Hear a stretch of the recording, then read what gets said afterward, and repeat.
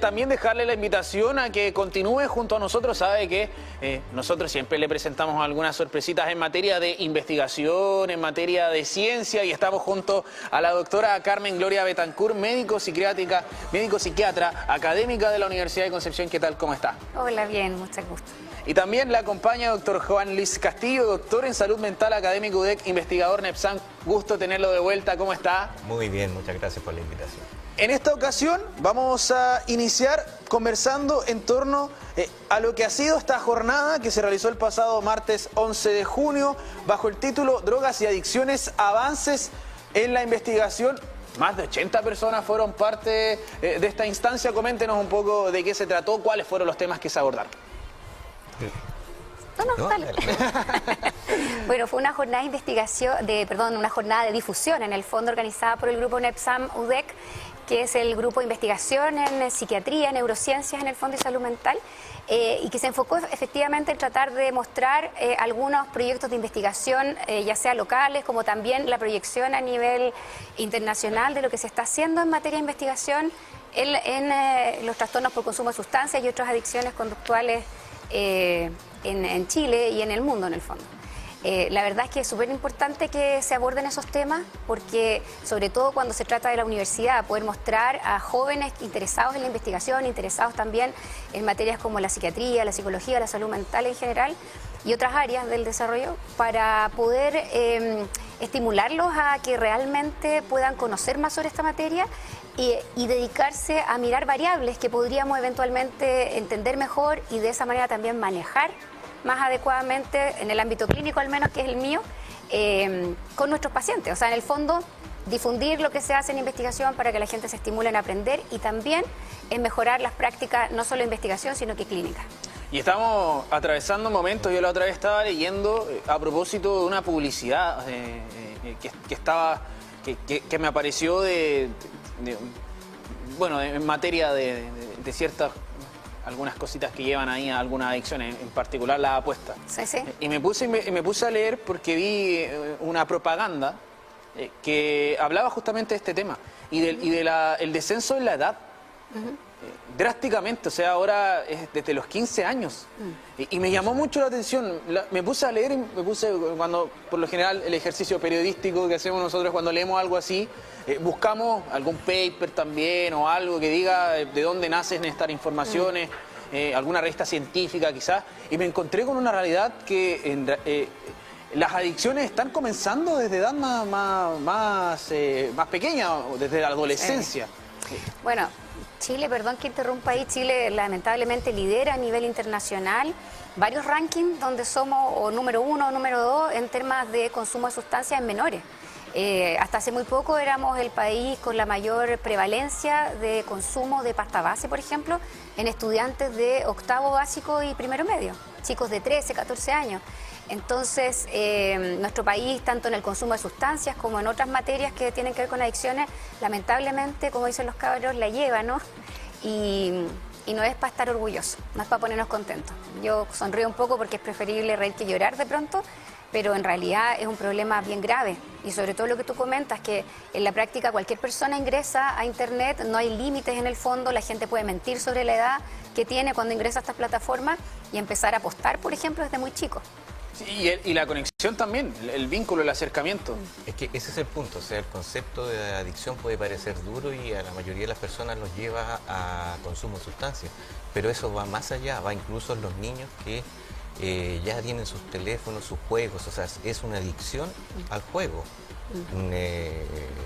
Conversábamos hace un tiempo los niños chicos, 3, 4 años, que se distraen con pequeños juegos, ya sea en una Play, etcétera.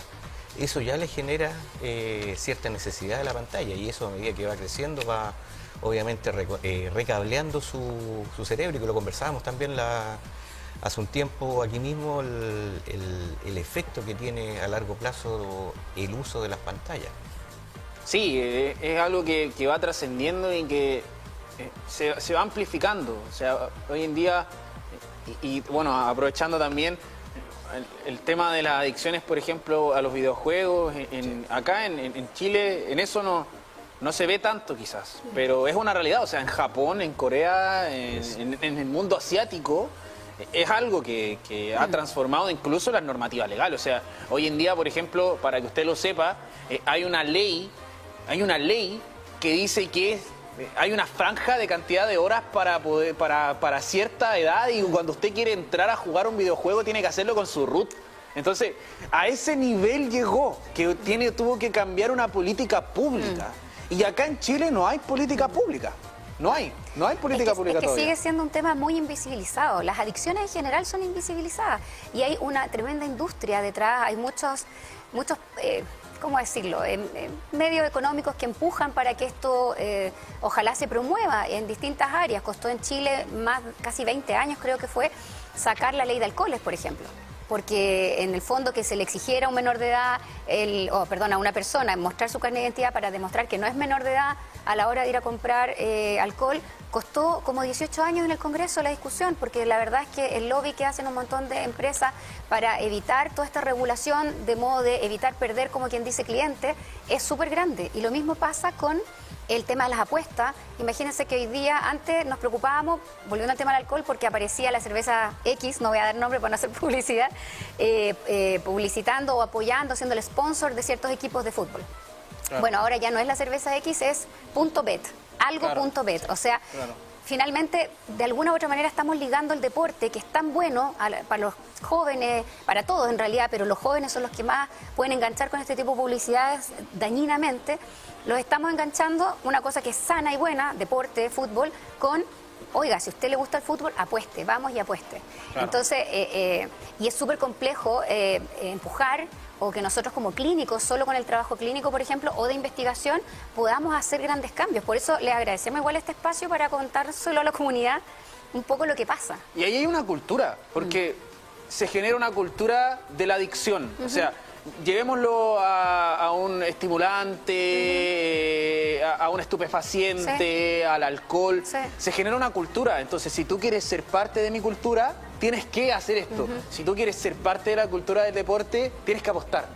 Porque vas a quedar fuera, porque no vas a entender lo que publican los medios. Porque claro. Hoy en día hasta los medios. Sí, así es. A mí me pasa, oye, debo transparentarlo, yo estoy en contra de las casas de apuestas. Yo no apuesto en ninguna casa de apuestas, y tengo un mantra, porque yo considero que el fútbol no puede estar auspiciado por casas de apuestas. Te felicito, no puede, porque es contradictorio. Es contradictorio. ¿Cómo? Es una contradicción. Es una contradicción. Pero bueno, harina de otro costal. Se confunde distracción. Claro, pero me pasa de que yo sigo sitios de fútbol, de deporte. En Estados Unidos la apuesta es sinónimo de deporte. O sea, todo el mundo apuesta en deporte. Es una realidad.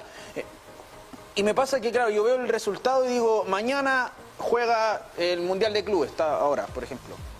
La final de la NBA, la final de la Universidad de Concepción con Leones de Quilpué hace poco. Y publican y abajo dice 2.5, 1.7. Y yo digo, pero... ¿Qué es eso? ¿Pero por qué? Si yo quiero saber el horario del partido, no me interesa la tasa. Pero claro, es una cultura y yo no soy parte de esa cultura. Entonces a mí el mensaje me causa rechazo. Pero ahí la consulta, ¿por qué también y cómo se da este sentimiento de querer ser parte, de tener que unirme a eso, en todo, en el estupefaciente, en el alcohol, en todo? Va en el concepto del pertenecer a algo. O sea, nosotros somos individuos sociales y siempre tenemos que pertenecer a un entorno. Y lamentablemente, sobre todo los jóvenes, tratan de quedar bien con sus amigos. Entonces se va produciendo un círculo vicioso. Yo pertenezco a este grupo. Y cada vez voy cruzando un poco más el límite para poder encajar en este grupo, confundiendo muchas veces conceptos de distracción con los primeros pasos de una adicción. Y estoy hablando que puede ser desde tabaco, marihuana o drogas ya un poco más duras, hasta este asunto de las apuestas o cosas que pueden ir incluso más con riesgo de la vida. Deporte extremo, hay una cantidad de desafíos en TikTok de repente tan poco inteligentes, por decirlo. Me recuerdo hace un tiempo era el concepto de una cucharada de canela. O sea, el pertenecer a eso, o sea, yo pude hacer eso, claro, pero sin medir las consecuencias. Claro. Claro, y es una cultura que yo creo que cada vez adolece más, en el sentido de que nos ha costado pasar a la adultez en muchos sentidos. Y propio de la adolescencia es lo que dice Juan Luis, que en el fondo es el querer pertenecer en el proceso de individuación por el que todos se supone los que somos adultos hemos pasado. Intentamos diferenciarnos de nuestros padres, intentamos ser muy distintos y tener nuestras propias características destacadas, y eso nos hace, al salir como de la imagen paterna, aferrarnos al grupo al cual queremos pertenecer, y entonces por eso la adolescencia además es una etapa de altísimo riesgo de, comillas, caer en grupos que no son los más adecuados, en grupos de alto riesgo, y ahí es donde tenemos que poner el foco también, que la prevención empieza muy temprano en casa, muy temprano, ojalá desde el kinder, así de temprano, pudiendo hablarle a los chicos desde siempre que el riesgo de perder el control con ciertas cosas, y empieza desde casa también por lo que dice Juan Luis, que es esto de que los chicos manejan teléfonos desde muy pequeños. Y de parte nuestra, en la salud pública, implica que tengamos, ojalá, lo más claro posible los riesgos y lo transmitamos a la población a través de consejos e incluso normativas, y empujar políticas públicas que realmente regulen. Sí, a veces el mensaje es mal interpretado en el sentido de que, bueno, a mí yo creo que todos hemos estado conversando acerca de esto y en el círculo es como, oye, pero no te pongáis lateros, pero sí es la realidad, o sea... Que, por ejemplo, a lo mejor quizás tú no sabes que eres un adicto a las apuestas. O conoces a alguien que es adicto a las apuestas.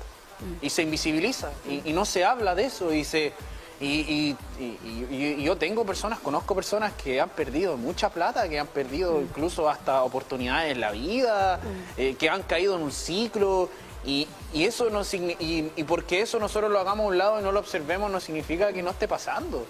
Y está ocurriendo con jóvenes, está ocurriendo con niños, está ocurriendo con niñas, está ocurriendo en todos los espacios. Entonces, crear espacios seguros también es parte y involucra a la comunidad. O sea, dar el mensaje es algo importante y es lo que ustedes también están haciendo, de poder generar esta instancia, de poder conversarlo desde la academia hacia la gente, en este espacio también. Y ahí también es importante que la gente conozca un poco cómo funcionamos nosotros. O sea, el proceso de recompensa, de lo que significa la recompensa en lo emocional, en la aceptación, en lo grupal. Y ahí usted acuñó una línea investigativa importante que a mí me llamó harto la atención, de la psicología dual.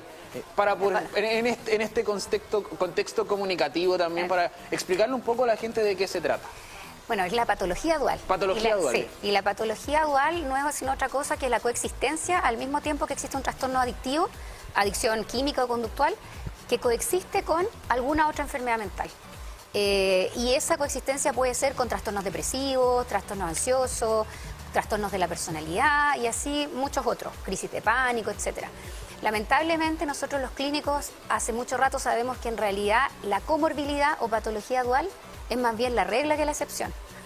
¿Ya? La mayor parte de los pacientes que tienen adicciones tienen además otros trastornos mentales comórbidos, ya sea producto de la misma sustancia, por ejemplo, que consumen, o la misma adicción. Por decir algo, alguien que tiene una adicción a las benzodiazepinas, o adicción al alcohol también, o adicción a marihuana, suelen tener trastornos del sueño.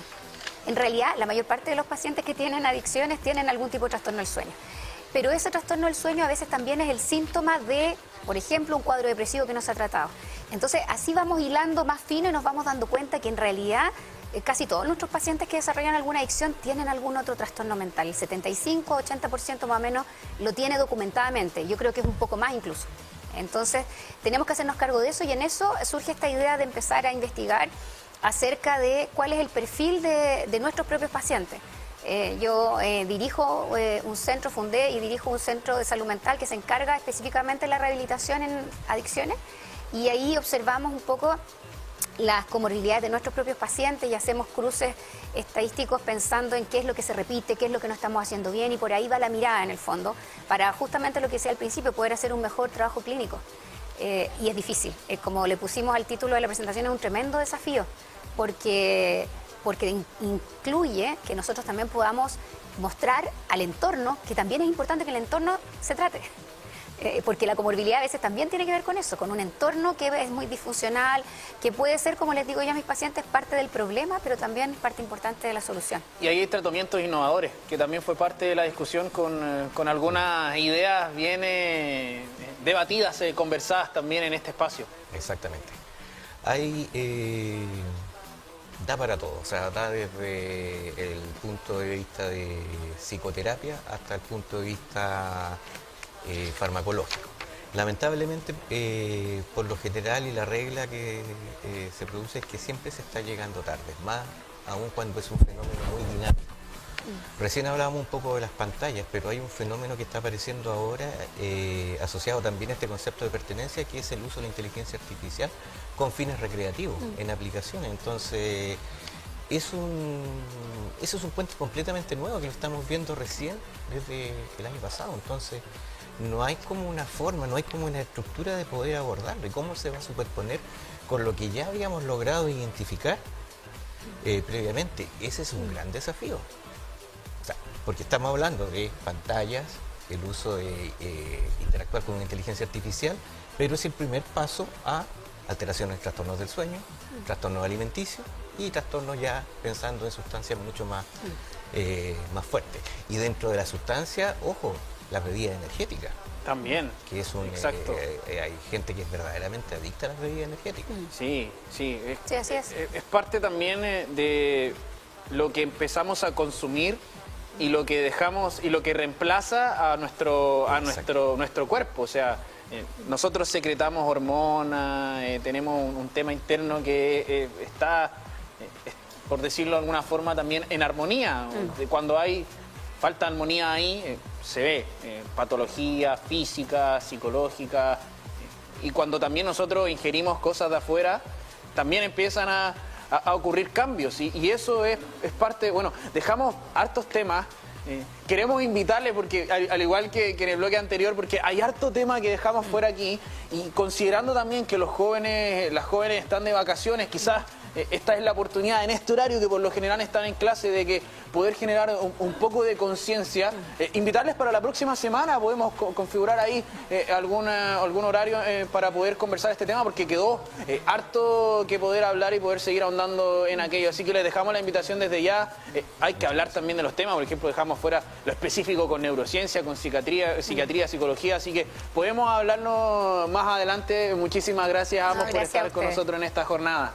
Gracias por la invitación. Bueno, y también hay que hablar de NEPSAM. No hablamos mucho de lo específico, pero sí, obviamente es necesario este espacio de conversación en torno a este tema para hablar de esta realidad y no invisibilizarla, sino que todo lo contrario, hacerlo parte del debate y de la conversación, tanto acá en nuestro panel como también en sus hogares. Queremos invitarles a que se mantengan en sintonía. Nos vamos a una breve pausa y ya regresamos con más de Multiversos.